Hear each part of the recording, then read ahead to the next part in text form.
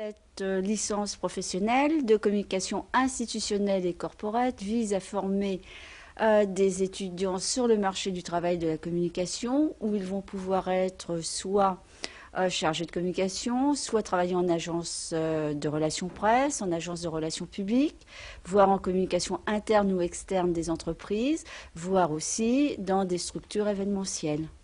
La licence professionnelle, donc activité technique de communication en corporate, s'adresse principalement donc aux élèves ayant validé un bac+2. Je pense que toute personne, que ce soit de Malaga ou à l'international, s'il peut bénéficier d'un programme, que ce soit Erasmus ou d'une opportunité pour aller à l'étranger, qu'il faut la saisir à tout prix parce que c'est toujours une expérience importante. Au niveau des rencontres, au niveau de l'apprentissage, de tout. En tout point, c'est positif, je pense.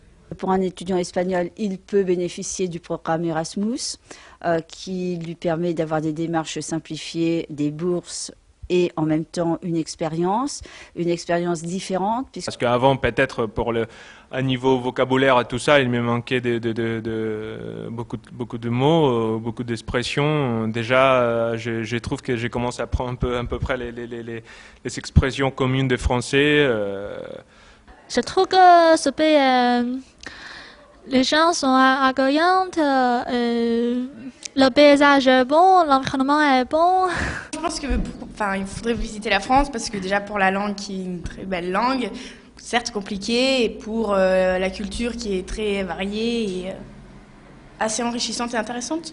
Les étudiants espagnols peuvent s'adresser directement auprès de leur université, donc aux personnes qui ont en charge le programme Erasmus pour avoir effectivement des renseignements, ou dans ces cas-là également à l'université à laquelle ils veulent suivre le programme et contacter les relations internationales donc, de l'université partenaire. Les universités parisiennes sont très réputées en France, en Europe et dans le monde. Donc ça apportera vraiment quelque chose de plus à un étudiant. Les dossiers d'inscription sont sur le site de l'université, sont en ligne à partir du mois de février ou sont disponibles par courrier ou par mail à leur demande.